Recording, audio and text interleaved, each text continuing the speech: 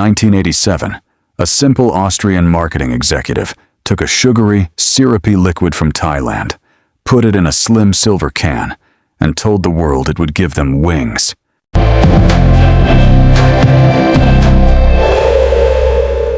Today, Red Bull doesn't just sell an energy drink.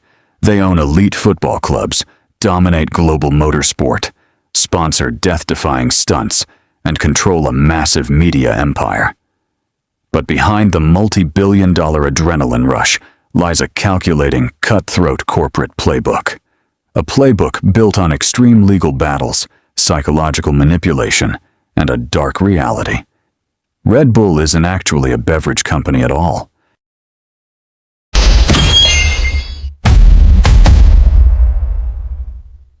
This is the dark architecture of Red Bull's marketing empire.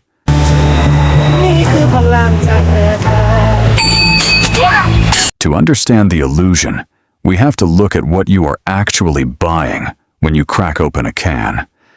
If you look at Coca-Cola or Pepsi, they own massive bottling plants, global manufacturing networks, and intricate supply chains. But Red Bull, they don't own a single factory. They don't manufacture the liquid.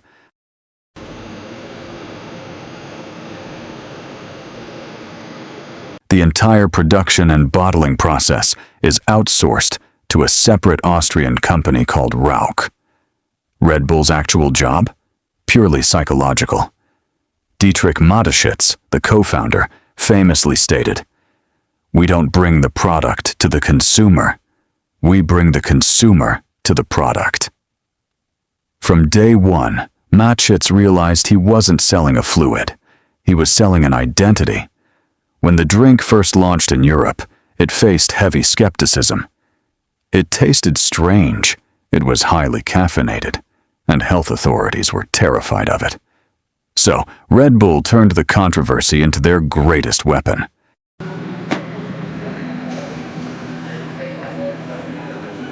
In the early days, Red Bull couldn't afford massive television ad campaigns. Instead, they deployed a psychological strategy known as seeding the market.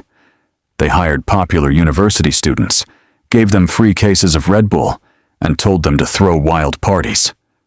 But their most notorious trick was simpler.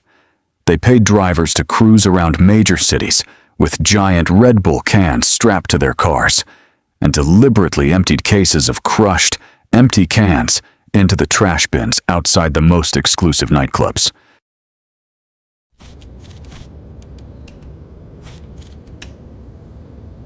To the average club-goer walking out at 3 a.m., it looked like everyone in the city was consuming this mysterious new elite elixir. They created artificial demand out of thin air. When rumors began circulating that the drink was dangerous, and several European countries outright banned it in the late 90s, sales didn't drop. They skyrocketed. Red Bull became the ultimate forbidden fruit. They weaponized the taboo.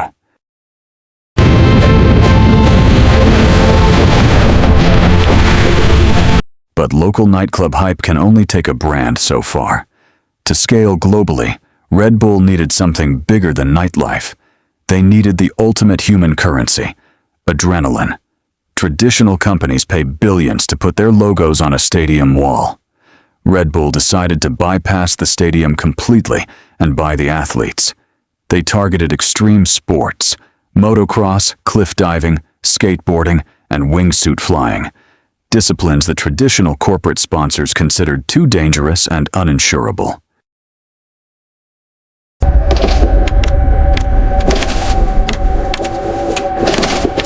By tying their brand directly to life or death situations, Red Bull achieved the ultimate marketing holy grail.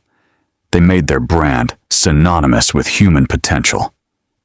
When Felix Baumgartner jumped from the stratosphere in 2012, over 8 million people watched live. The cost of the stunt was roughly $50 million. The free global media coverage it generated? Worth an estimated $500 million. But this extreme strategy has a dark side. When your business model relies on athletes constantly pushing the boundary between life and death to generate clicks, what happens when they push too far? Over the years, multiple Red Bull-sponsored athletes have tragically lost their lives chasing the next viral boundary. Critics have heavily questioned the ethical line of a corporate entity funding lethal risks for the sake of market share. Yet, the empire moves forward, virtually untouchable.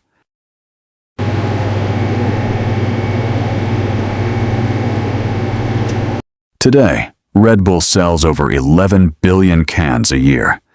But make no mistake, you are not paying for the caffeine or the sugar.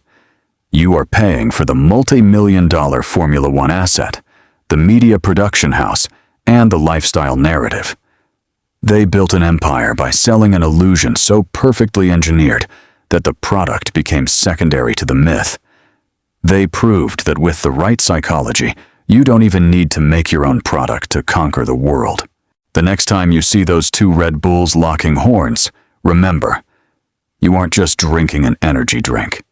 You're consuming the most sophisticated marketing illusion in human history. If you want to uncover how the world's most powerful empires operate, hit subscribe and turn on notifications. See you in the next breakdown.